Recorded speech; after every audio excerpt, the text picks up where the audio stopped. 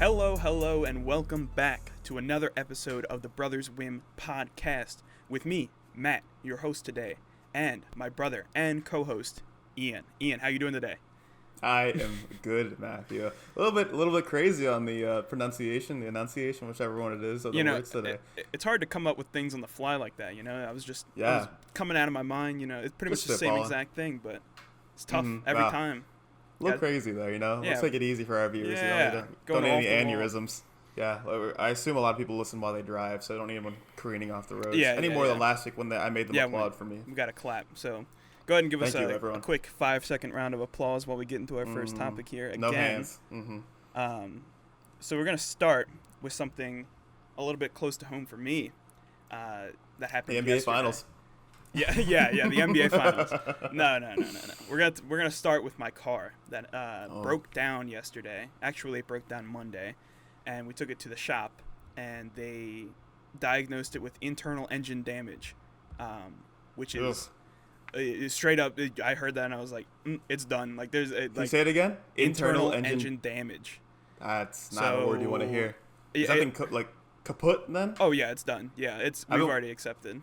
That's tough. I've been watching The Sopranos, so if I start talking Italian here, or if you're watching the video and you see me like, hey, with my hands a lot, then my apologies. I already talk with my hands enough, so, it just might be more.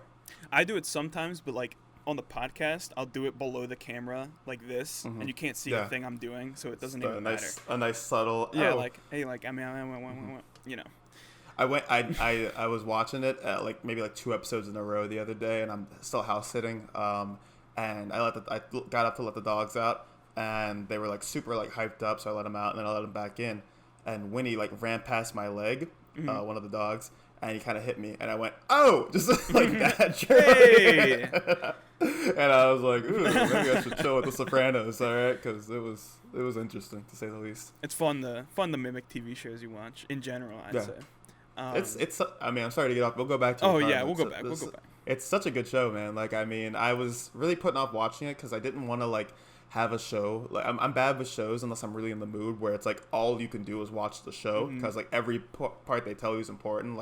I would watch Adventure Time and have I'd play Hearthstone on the side it's just a video game. Yeah. And it wouldn't matter, because it's oh, what did I miss? Princess Bubblegum doing some nonsense, Jake, doing something. Sometimes I'd go back, but it wouldn't matter. But watching The Sopranos, you can't really, or any kind of show like that, you gotta give it your attention.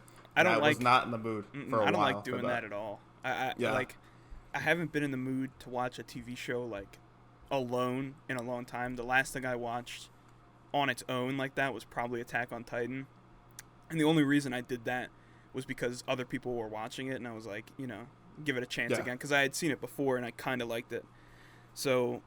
And then before that, it was probably a year. It was probably, honestly, Game of Thrones was the last thing I ever sat down and watched. So anime's tough, too, because you all, even though it's not a show like The Sopranos, you have to sit, most of them aren't. You still have to sit down and pay attention to it, because if you're watching the subbed, you have to read the TV show, which I like watching. I like being able to do that. I force myself to watch subbed because it forces me to pay attention to it, because if I heard what was going on, I wouldn't want to pay attention. So it forces me to only watch that one thing, which is honestly the only way I could really watch TV, but I just don't anymore. I watch YouTube every once in a while, or I just find things to do. I don't I don't like sitting around a lot anymore. But Sopranos is dope, so if you ever need a show, and it just took me so long, I've been saying I need to watch for half a year now, and I finally got around to it. And I'm glad I did, because it's a very good show. I've got lists of shows of people recommending to me. I can't even... I couldn't even put together a list to, please people that have, recommended me these shows. Yeah. Because, I have, 6 recommendations from one friend group and 6 from another, because I don't ever watch any shows. Yeah. So, the number 1 on my list is probably The Wire, and nobody recommended that to me. I just want to watch it. That's me with The Sopranos, but also The Wire is another thing. Yeah. And then after that, Brooklyn Nine-Nine, which has been recommended from everyone, and I want to see that. But it got bumped up because I saw an episode and I liked it. It's very good. And then it's IT Crowd after that, because there are so many references at my work now. Okay. I was gonna say, is that that I've heard of that? Yeah, I think it's a British TV show. I don't know. Actually, I don't know at all. But yeah, it has to do with IT, and there's a lot of references to IT crowd. In my friend group, somebody works in IT, and my boss who referenced it already, and I told him I didn't watch it, and he was like, oh, and he fired you on the spot. Yeah, and then he took away all the job offers he's ever offered me. Are you staying there until you graduate? Yeah, so that was guaranteed after. So we work through a help desk, which like we push our IT stuff off to. We don't do all the work. We just send them the big problems, and we do the little problems. You don't do any of the work. we really because we do so much more too. Yeah, we do like all the facilities and stuff like that. So we're moving desks. We're setting up physical space. We're the only ones doing work. I know. I'm joking, but it's still the best skit. I can't. Sorry, we're getting off on too many tangents. But yes, there's so many tangents here. But the help desk. Somebody, the owner, I believe the owner, came over and did an impromptu interview with me while I was working. Yeah. And essentially offered me a job out of college once I get out of college. And so my boss offered me the internship until the end of my, end of college, end of my senior year, which is great. I have job security until then. And then yesterday, actually, even bigger news, my boss said that the position for a full-time IT person, like another full-time IT person at the place I work now, may be open by that time. Oh yeah. And he essentially offered it to me if the position was open. So now I have 2 opportunities out of college that I can choose from. So my future is basically set. Looking good. Looking good. I know I'm gonna really ring them. I gotta use my leverage to get as much as I can. So I'm not settling for anything, but hopefully your boss doesn't listen to this podcast. No, we talked about it. I thought about it, like, you gotta use your leverage. Dry, sir. No. Well, it's not him. I'm not bringing him dry. I'm bringing the company dry, if anything. So that's fair. But it's it's understandable if they want to hire me and they want somebody to do that. I'll stay for a while if they pay me, but I don't want to stay there for 5 years if I'm getting underpaid. Yeah, no, so, that's very fair. So you gotta look out for number one. There's then, always options, Yeah. And with these car problems, back at it. I do need this financial stability because right now I don't think I'm in a position to buy a car. Because you have your dream car, right? Can you tell the audience what it is? It's like an Audi, right? Maybe? Oh well, okay. Well, there's a dream car and then I've made it car. So the dream car is an Audi R8, which is 100 and some thousand, 120. It'd probably be a Spider, so 160 max. Yeah, it's pretty up there, but it's not unreasonable in the future if I have enough money. Yeah. It's very future, probably like 40s around. But even then, there's cars that are going to be coming out that I'll like more. That car will probably not be in production by then. Audi might not be a company by then. We never know. Yeah. But their future isn't as set as yours, huh? Oh yeah, no, they don't. They have no clue. I can bankrupt them in my future. They need to take a few pages out of your book there, huh? Yeah. They need to be Mr. more confident Audi. in their future. Yeah, Mr. Audi. But I made it car is a Rolls-Royce Wraith, $300,000 car, which I think is attainable, but not super reasonable until I am very old, and again by then, more luxurious cars will come out at that price point. So, yeah. So, what's the so this is kind of a little off tangent, but you said you're like your dream car, and you're like, what was the other word you had for it? Made it. I've made it. Car. Okay, I just they both sound like dream car. Oh, they are, yeah. But one is a more attainable dream. Yeah, the Audi, I think for me is straight up like I think I could very easily attain that with like with the way I want to save and the way I want to, deal with my finances. I want to be as frugal as possible from now on. Yeah. Until the day I want to spend, and I don't want to just be like bam, I'm spending all my money now at a certain day. I'll treat myself every once in a while, and that may be one of the treats, and I think it's reasonable to believe that I could, eventually afford that.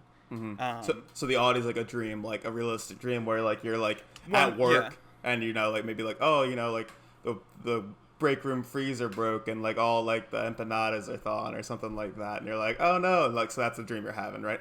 for the Audi, but like the what was the other one? The Rolls Royce. Rolls Royce Wraith. That's like a dream where you're like you have wings and like you're in like Scandinavia and you're like It's skiing like on two French fries. It's a little far fetched because there's no point in buying a $300,000 car, so I'd have to be rolling around in some money to toss out $300,000 for that. Yeah. Like I'm not putting a monthly payment on that if I get it. Basically, is the goal. Briefcase full of cash sort of situation. Yeah, literally just walk in and buy it because I don't want to be $300,000 in debt at any time. So for a car. Yeah, for one car. Yeah. Oh, that's tough. That's a tough scene. Yeah, I'm not a car guy. So like I don't really have a car where I'm like, ooh, that one. I mean, like I want a truck like in the future, I like Toyota Tundras, but that's like very basic. Yeah, but it's still nice. You want it.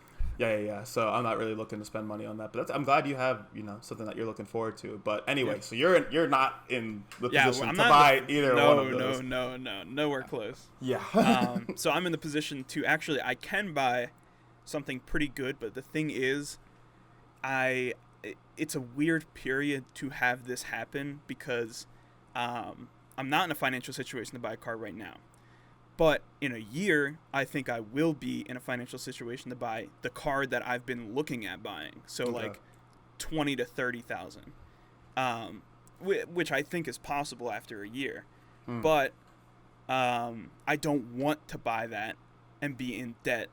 Preferably I'd like to buy a car straight up, but I can't. So I think the plan is to drive the Kia that's been offered to me, that my parents have, and just ride that for a year. When I get out of college, buy whatever I can afford, basically, which is probably in like the 10 to 20 range, and then ride that until it dies and buy a $50,000 car.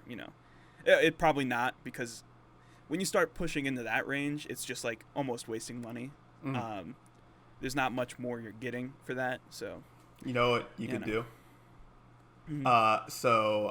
Backstory: our youngest brother, we have another brother who's not on this podcast. His name's Sean. Shout out to Sean.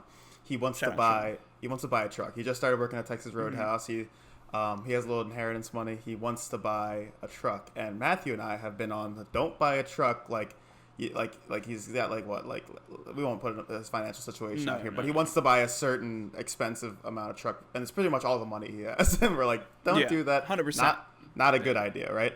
I say we pivot on that, and you could convince him to buy a truck, and then you get the Corolla that he has now that used to be mine, which is a reliable car, and then boom, look at that. But the thing is, see, I would straight up, I would buy the Kia from them if I knew it was gonna last, and it would be a good financial decision, but I don't think it will, and that Corolla is in worse shape than that Kia, in my opinion. It is. I didn't take care of that. I drove it to work on Wednesday because I was going to drive the Kia, and Dad tried to change the air pressure in the front right tire, and I woke up and it was completely flat and off the rim.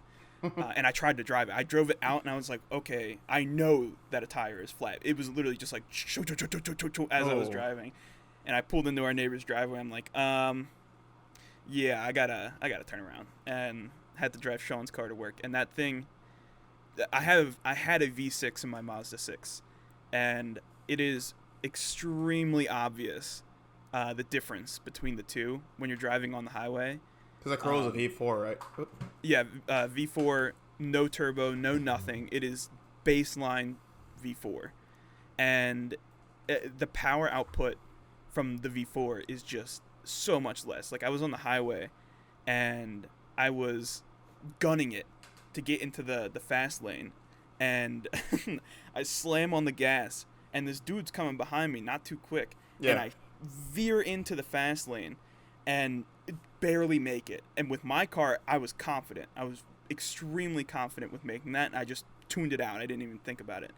And yeah, it's just a big mess. The difference between there. So I do want to look into V6s, but then they get more expensive. So Can I ask you a question real quick?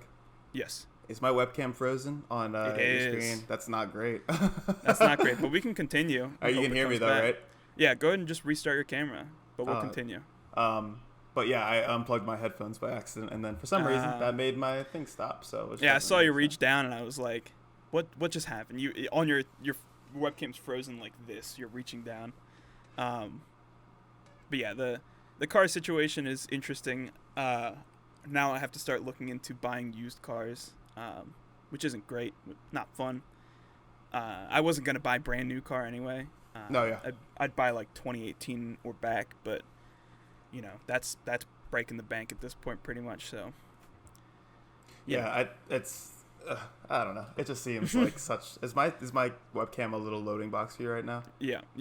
Oh, great! This is awesome. So sorry, anyone who's watching the video. I don't know how many people watch the video, but a few.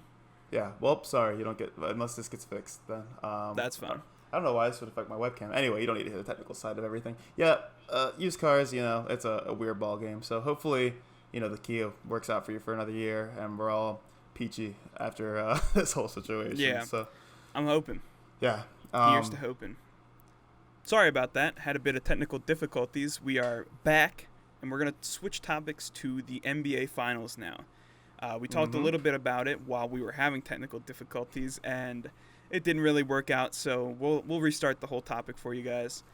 We'll start from the top where, Ian, what do you think about the NBA Finals? Yeah, it's been a great series. It was a great series. Okay, I can't say it has been because I think that implies it's still going, which it is not. Yeah, Congrats to the Bucks. Yeah, I was rooting for the Bucks from the beginning. I didn't know until the first game started because I like both the teams. Like I think we've said this before, but like you and I both played the Suns on 2K when we were little. We both liked the colors and Steve Nash and Amari Stoudemire. Marion Barbosa was his name. That's a guy. Sean Marion. No, it was Sean Marion. Leonardo Barbosa. Yeah. I was like, that sounds way too Italian. Marion Barbosa. I knew all the last names. Yeah. Yeah. Maritime Barbados. Raja Bell. All right. Yep. If that's ringing a bell to anybody, yeah, congrats. You're old like us. 07 Suns. 08 Suns. Yeah. They were a great team. They were fun. So I like the Suns, and I'm happy they made it. I'm actually playing 2K now a little bit, and the team I'm playing for is the Suns. So I was like, oh, cool. I know all these players. So I love Giannis. Giannis is like my favorite player, and I was happy to see him get there. And I didn't know who I was rooting for. And then the first game was happening, and the Suns were up by like 9, and I was like, oh no, like upset about it. And I was like, it seems I'm rooting for the Bucks. Like my natural gut instinct was like, oh no, I want the Bucks to win, not the Suns. That's so fair. I was like, I was the other way. I was rooting for the Suns to start, and I thought the Suns would win. I honestly thought they were winning in 4 with how the first 2 games went. I was like, this could be a blowout if nobody steps up on the Bucks. But it's obvious Giannis stepped up all 4 of those games, especially the last one. The only one I watched was the last one, for our transparency's sake. But he went off. It was very fun to watch. It's the type of basketball that I like to watch. I don't like the 3-point, just take it, move the ball, and lob it up. It seems almost random rather than skilled. Yeah. Even though, it takes skill to shoot a 3-pointer. It takes probably arguably just as much skill to do it. But it just looks so much better when, you give Giannis the ball and he drives with 2 steps and he's already at the basket going up. And there's some physicality to it. That's what I like. So it honestly brought back basketball for me. That game, it was very fun, which is sad because it's over now. It's going to be tough because I'm not going to watch the regular season next year. I know I won't because it's not fun to watch the regular season of basketball. They need to do something about the 3-point shooting, in my opinion, because it's too much. It's too much. At a 4-point line is what you mean, at a 4-point. Yeah, make it 4 points and remove the 3-point line. Where only Steph and Trey can make shots. Just do that. Or Dame. I guess Damian Lillard can too. Yeah. And Dwight Howard. Those are the only people that can take those shots. Ben Simmons. So I love this series. It was incredible. It was the 2 teams I wanted to make it there the entire time. So that was awesome. Same. And it was just such good basketball. Like I didn't watch game 1. I watched for games 2. For game 2, I watched a tiny bit, like the last little bit. Games 3 and 4, I watched like the last quarter. Game 5, I watched the last half, and I watched all of game 6. So like it just kept getting more because it was such good basketball. I never like watched full basketball games, but game 6, I watched all of it. And it started off poorly. Game 6. It was a rough first half in my opinion. I tuned in and out really. Like I was in it, but I wasn't watching it. And then when the third quarter, like halfway through the third quarter, I tuned back in because I missed a good chunk of it because I went off on halftime. And I came back, and it was just like, it had me. I couldn't put it down. I was laying in bed, and that's all I was watching. It's just rare that, sports get me to do that other than football. So, like I said, it brings a fresh breath of air to the NBA. Yeah. I mean, I don't know what I'm saying anymore. An air of breath fresh. An air freshener of breath into the NBA finals. So it was great. Yeah. And people were complaining about like the matchup. They're like, "Oh, too small markets, no big stars." Who Like, 'cause cares? people think Giannis is a big star. No, yeah, I was like, that's what I want. No, this is like, it was my dream. I was Yeah. like, this is awesome, exactly what I wanted. Yeah. And I think people realized how great it was. And Giannis had just like, we gotta talk about him because it was just his series. He had like a legacy-defining series. Like, I mean, Game 3, I believe. Yeah, Game 3 was the block he had on DeAndre Ayton. That was the game. The block, Insane.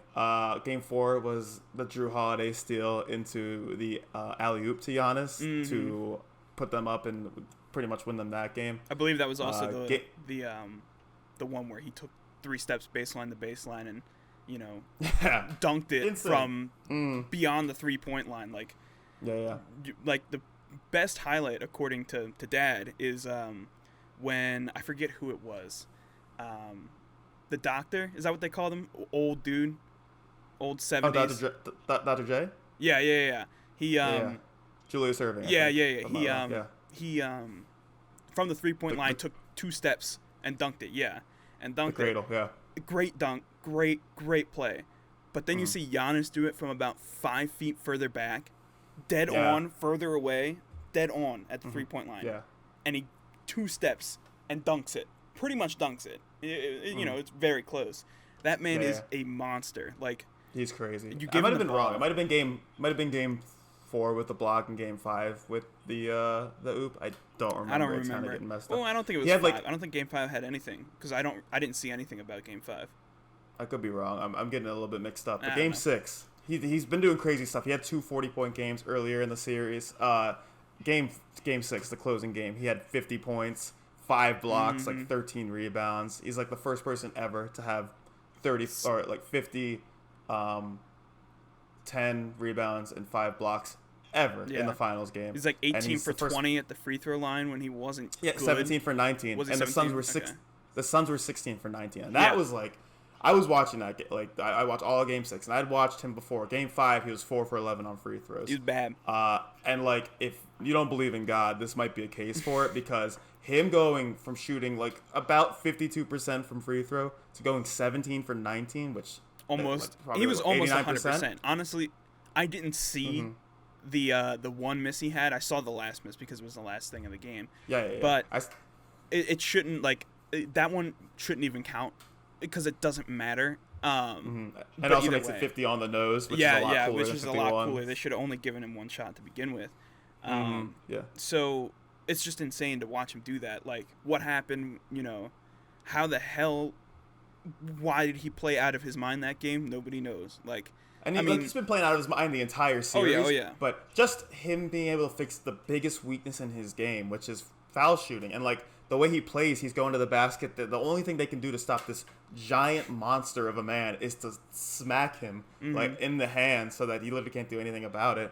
And like he goes up, and you're like, well, I guess maybe he'll get like 1 point, and it was a good strategy. But he did better than the entire Suns team did. And also, at the end of game 5, when he went 4 for 11, Chris Paul had a quote, and he was like, I don't want to misquote him, but it was something like, it's like, we know he's going to miss it every time he goes up. Even he knows he's going to miss it. And then he comes to the next game and he 17 goes, for 19. does better than they do. And like Chris Paul missed a foul shot on a technical that Bobby Portis that was funny. Which I was like, good. I don't hate Chris Paul, but like, and I was kind of hoping for him to get a finals win, but like, he was being kind of B-wordy, if you will. So Chris Paul, during that game, Chris Paul did not deserve the finals. Like, I've only seen that one game, as I said, and I judge every bit of my opinion off of this one game.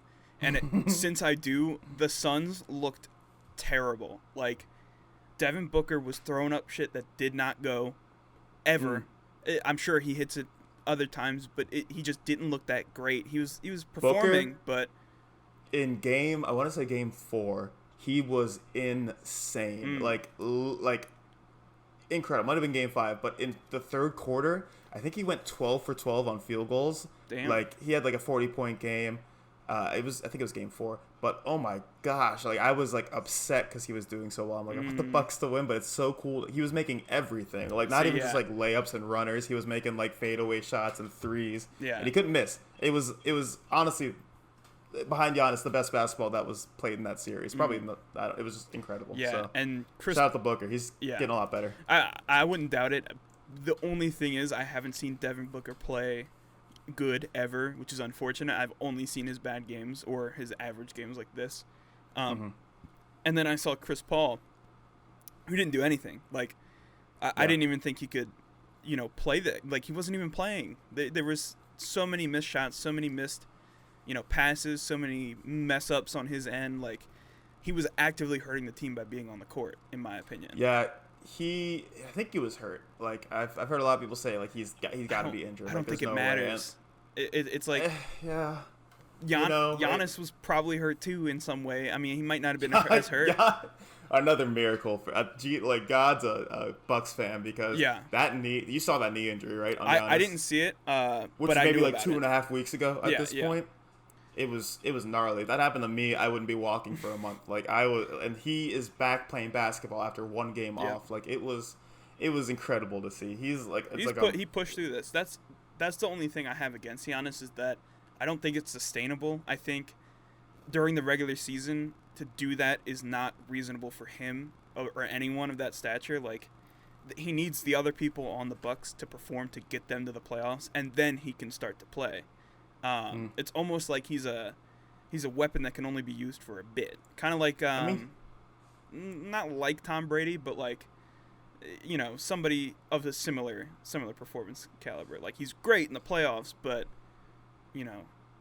he's good in the regular season. He has 2 MVPs and a Defensive Player of the Year award. Yeah. Like he's not bad. Like it's just like he can't play at that level. He's not which playing no 50 points. Yeah, he's not playing 50 points. No one game. is. Well, that means, people have. That's the thing. No one's averaging 50 points a game in the NBA. No, like I mean, this finals he was like 35.5 points a game, like 13 rebounds, like 2 blocks maybe a game, 5 assists. What I'm saying is that's the playoffs. Yeah, which is if they can get him he's to going the playoffs, to play hard. Like he's playing his heart out in the playoffs is what I'm saying. He could take off the entire regular season for all I care, and the Bucks probably make it as like an 8 seed with like Chris and Drew Holiday. Yeah, and they probably win the finals. Like, and then Giannis comes in, and if he plays like that, no one's beating him. Yeah, like that's what I'm saying. Like, you saw Drew Holiday for the last 2 games was like 4 for 24 for 19 field goals. Like that's terrible. Yeah, he's good on defense. Don't get me wrong, but like he's a liability on offense. And then you have like Chris Middleton, who's like great when he wants to. He's Michael Jordan level when he wants to. He's shooting. I think he had 15 in the entire playoffs. He had 15 game winning / game tying shots, which is like insane. So. Good when he's clutch, So, but I just think if Giannis doesn't need to play well in the regular season, but I think he has. Like you don't win MVPs. That's fair, but I'm saying for the long run, like in terms of the future, like I don't see this working out for a long time if the Bucks don't get more depth. I think Middleton's great. Drew Holiday's he's good, good enough. But where's the rest of the team? I don't think Portis is. I think Portis is a goofball, but I don't think he's I don't think he's good enough. He did so well. He did really good this game, but I know, I've but seen he's not, I have seen him play other times, and I don't. He played think, for the Wizards. Yeah, he did. I think. I remember a couple of teams he's been on, Bulls, I think he's been So I don't think the team is. Obviously they won an NBA Finals, so congrats to them, but I don't think it's sustainable in the long run. I don't think they win another one next year. That's fair. I mean, like, they got a lucky break with the Nets, too. Like, they wouldn't have won without the Nets having... I mean, they only had KD. Like, if they have Harden and Kyrie, they win that series in 5 games, probably. So, like, if they come back, the Nets, and run it back, and they have better injury luck, they'd have to play it as hard as they played the Nets are betting favorites right now to win next year, too. So. That's fair. So I don't know. I think it was a great series. Can't argue against that. I'm glad the Bucks won. The Suns did well. I'm happy they made it that far. And they're so young, and the improvement they had with Ayton and Booker, like just seeing their 2 young stars getting a lot better, and they have like good like depth piece. They need to get more deep. Like they need another center position. They need a backup center because they don't have one. It's just Aiden out there, and if he gets in foul trouble, they're done for. Yeah, like, their backup center actually, the Suns' backup center. You're saying? What, Kaminsky? Yeah, he actually did pretty good this game, but I've heard, from what I saw the stats, he was not good ever.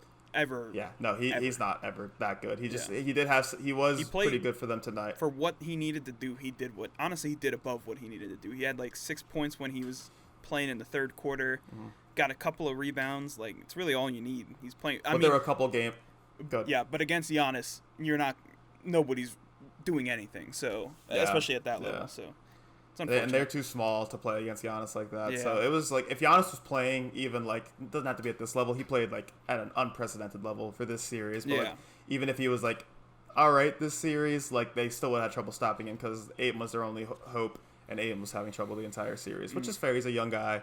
He's not as big as Giannis. He's big, but he's not like Giannis, like strong. So, and athletic type. Yeah, but it was a great series. Yeah.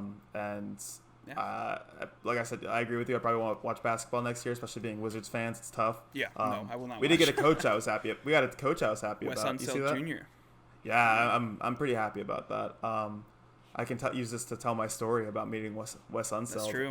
Good. Yeah, I worked at a grocery store for a while, and I was a cashier at the time, so I was younger, or like I was still in high school probably.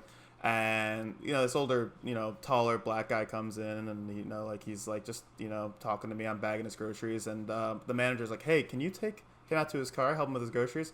I'm like, "Yeah, sure, I don't mind." And we're talking a little bit, just like kind of like I don't remember exactly the conversation, but we were just like talking a little bit about I think me working at a grocery store, honestly. And load up his groceries. He was super nice. He offered me tip money, which I did not accept Miller's after I definitely refused him once, and then I didn't accept that money. No, you can't. Yeah, because that wouldn't be allowed. And then I came back in, and one of the older ladies, Bev in the office, right?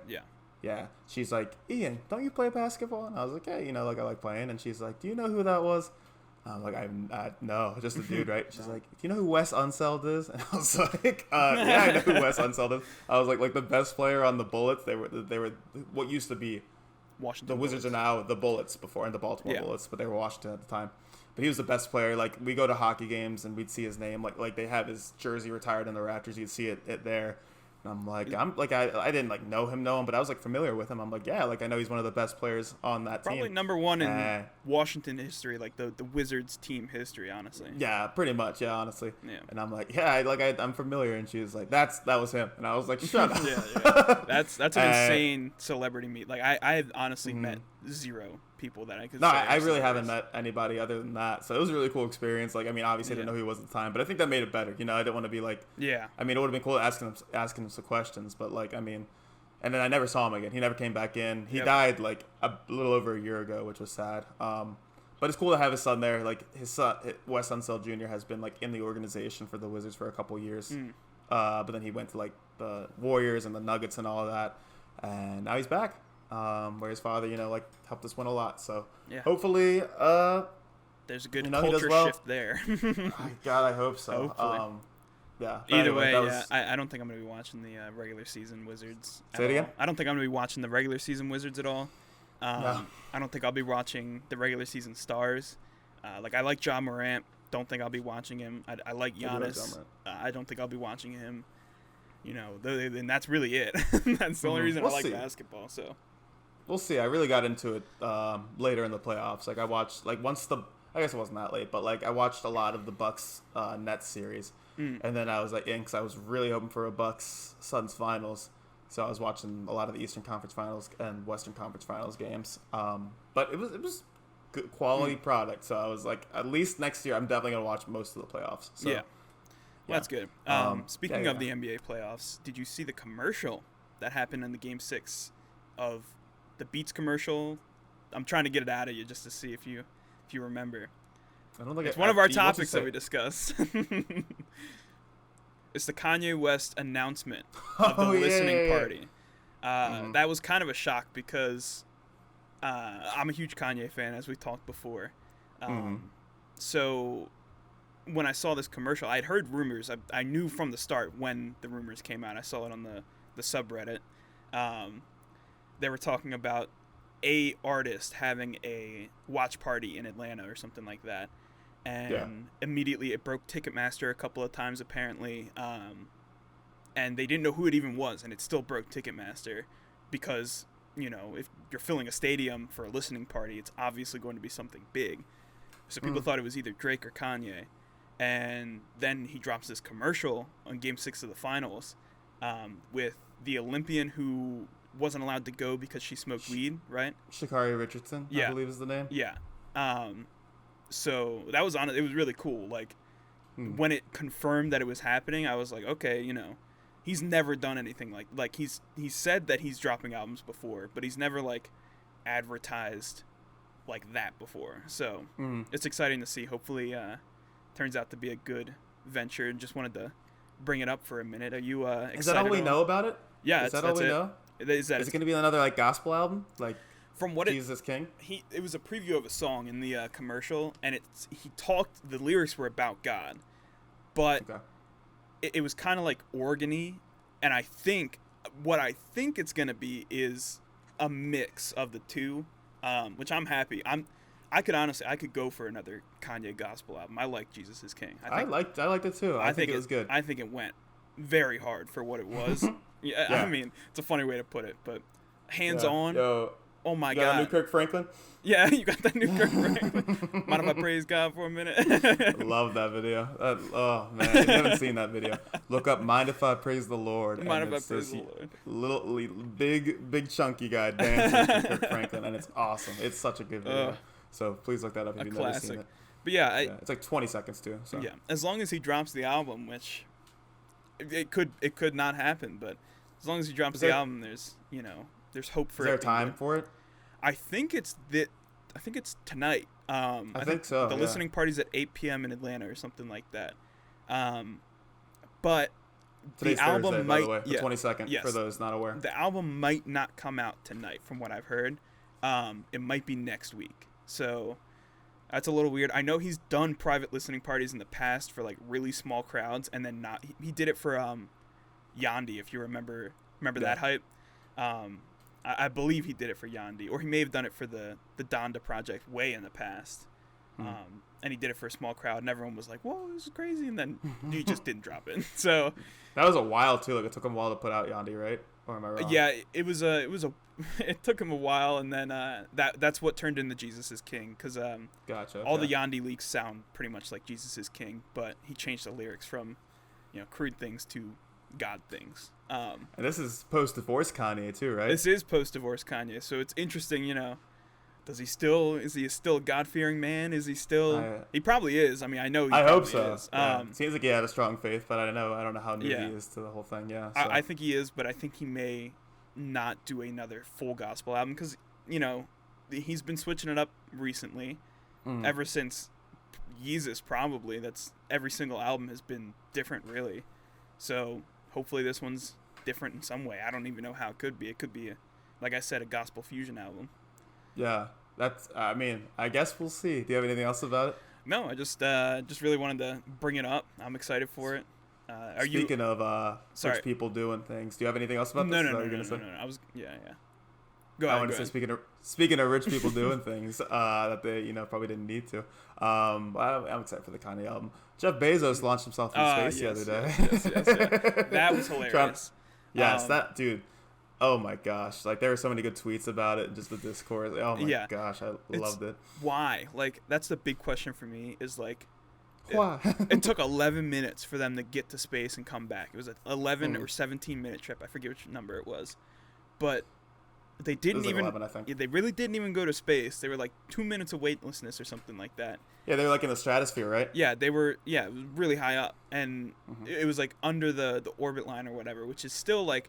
When you think of, like, you think satellites orbit really far away, and then you watch videos that tell you how far away they are, and you're like, wow, that is extremely close. Like, they are not far at all. And he was in a glorified airplane. He went, like, maybe 10 miles higher than an airplane does. He was in a straight-up airplane, basically. So yeah, that launched, like, a rocket. And looked like a penis, too. It did, yeah. It was unfortunately shaped, and it looked like somebody built it in their backyard, honestly.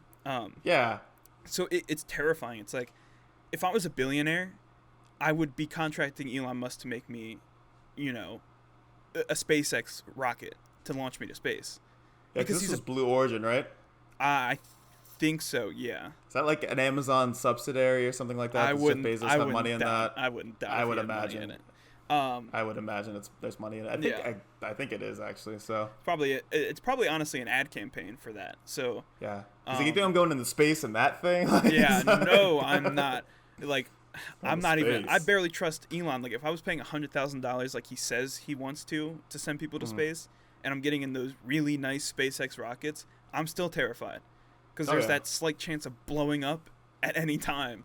Or that you might not land correctly. Yeah, there's the landing is straight up like it is, or it pops off. I don't know how exactly they did it, but it's terrifying. It's not even like why did you go as a billionaire? Like you could die, like that is the most risky thing you could do in my opinion. You got to be thinking like you're having probably the best life event. Like you have you have the chance, like the opportunity with the amount of money you have because you have the most money to live the best life of anybody on earth. You know. That's and fair. You're just like, maybe I'm going to go launch myself into space, you know? Like, let me go launch myself into space in this paper mache rocket over here. Like, So he recently got divorced, or maybe like a year ago or something like that. And the tweets about that were pretty good too. But I think this might be like, like a stunt for that too, Like he's like, you know what? I'm depressed. I'm alone. I'm going to space. Going to space with the boys. And, with the boys. And he's wearing a cowboy hat, too, going up there. It's like, dog. So funny. It's all so funny. And it's now called this billionaire space race. Like, it's not even like... It's crazy It's not the space race anymore. Yeah, it's personal, they just want to do it. So they're like, yeah, let's do it. And also because they think it's like some, like, the next frontier of, like, like tourism / transportation, Like, it's... So who knows where that's going to be. So they're also trying to make money. It's interesting to see that. But yeah, I saw a picture where it was Jeff Bezos in his astronaut costume with the cowboy hat on. It's like me trying to decide between a theme for my 8th birthday party. That was good. It's very good. And I was like, yeah, people don't like Jeff Bezos online, which is fair because he's, he's the richest, one of the richest. Yeah. And like, yeah. You see the one tweet where it was the picture of Young Thug in the astronaut costume and saying, "I'm going to tell my kids this is Jeff Bezos." I love that picture of Young Thug. So yeah, the astronaut costume. The last thing I'll share about what I saw on Twitter was because his wife is going to get her like PhD in something, I think, and all that. And it was like, this stunt is just proving that girls go to college to get more knowledge and boys go to Jupiter. Yep. That's funny. That one got me too. That one was pretty good. So good for Jeff Bezos. I guess he has that kind of money to just be like, I'm going to go to space today. So looks at his watch. It's well, good for him. Whatever. I don't care. It's just like, but what if that money went to charity? Yeah. And there's always that argument, but. No one needs to be that rich is the thing. And like he probably is evading his taxes too. I can't speak for him, but I mean everyone everyone over $1 million net worth is evading taxes. That's a secret. That's a financial secret you just learned. The main way to make money is to avoid taxes. So that's what they do because and also they make so much money. It's hard to keep, like for the IRS. It's much easier to be like, let's keep track of this dude that makes like $30,000 a year because like that's much easier to see what's going on. Yeah. Compared to this Kajillionaire that has more transactions in a day than Joe Schmo over there does in his entire lifetime. Yeah. It's big mess, but it's a tough mess to figure out. Exactly. I know this is kind of like getting into like, I guess the economics of it, but like it's really interesting to see like since the 70s, I guess it has been like you learn about how like it makes things like competition makes things better and all that. Like there was like I think it's Reaganism or Thatcherism, which is where like there was the USPS, the U.S. Postal Service, and it wasn't great, and this is just one example. But like then companies like FedEx and UPS started coming around, and because they were in it for profit and they weren't like like a government funded thing. Yeah, it started making USPS had to either kick into gear or completely like fall apart and be disbanded. You know. So like that's I feel like this is the next step of that with like the space race. Like I feel like you have NASA who has limited funds from like and I know NASA doesn't just deal with space, but that's a big thing they do. It's like the most like public thing they do. And like then you have like SpaceX. Elon Musk and Jeff Bezos and I think SpaceX. Richard Branson. Yeah, I think SpaceX started it, which is a good example. Galactic. But there's no competitor to SpaceX now because, there's no competitor to NASA. Like NASA was the good guy. NASA's like, we put a guy in space, and then they chilled for a while. Like, they did some Apollo missions and all that, but the Mars thing has been super slow, and reusable rockets was never like a thing. I don't think. Yeah. But now, and SpaceX billionaires are interested. Yeah. Because they're giant. Sorry, go ahead. No, sorry. I was just saying that in the past SpaceX started it, and they've now collaborated with NASA to do the most recent Mars mission. That was whatever that was called. I forget what it was, but that wasn't Curiosity, was it? No, I know what you're talking about. IN something introspection. No, I have no clue. I might remember it eventually, but yeah. It's good to see them working together. It's also like nothing would have happened without this. Without billionaires being like, space is cool. Like, what can we do with space? Can that make us money? No one's doing anything with space. Can we make money off of space? Yeah. And because like other countries aren't doing that. So yeah, exactly. So it's interesting to see how like that like I think it's called Thatcherism, and Reaganism was the thing where it's like privatized companies will drive up the competition to make government owned things more. Either better or they'll crash and burn. That's a good point. And now we're seeing it with either NASA, but it's cool NASA's collaborating. It's interesting to see that this is like the next big step with that. Like mail is just the easy example to give. There's plenty of other examples. But so Amazon is a good example of monopoly, which is the opposite of that. Yeah, so which is scary. And the idea that Amazon could jack up the prices right now and nobody could do anything about it is terrifying. So yeah, I mean, more like grocery stores like Walmart and like stuff are like trying to get in on like the online shopping, but it's nowhere near what Amazon is. There's no competing. Amazon is taking a loss. Amazon's not a profitable company. Like they are still taking a loss at this point. From what I know, they're not gaining any money. They're selling you products at dirt cheap shipping rates because they want your patronage, and then they're just going to switch it one day, most likely, because they got to make money eventually. And then they're making trillions instantly. Yeah, it doesn't make sense that like $99 is like what you get for Prime, because you get like, I think it might be up to $150 a year now, but like you get like Prime Video and the shipping and like perks to different things like that. So it just doesn't seem profitable, which I guess you're right. You said they're not making profits. They're really not. Honestly, they're like, they're not making any money. At least they weren't for a long time. They might be making money now because they've probably done a few things to sneak money making into it. But I watch a streamer who talked about how companies working like that, like the price of goods, the cost of selling or whatever, and then something else, and how certain companies do that. And Amazon was just a complete anomaly. Like they take a loss for high patronage and high consumer rates, so that eventually they'll switch that, and we'll be screwed. So are there other companies doing that? I think Apple did it for a little bit, but then they switched to the high price point. Like they're overselling. They did it earlier. Yeah. Yeah, they're way overselling. Like you are paying probably $500 extra for what you're getting.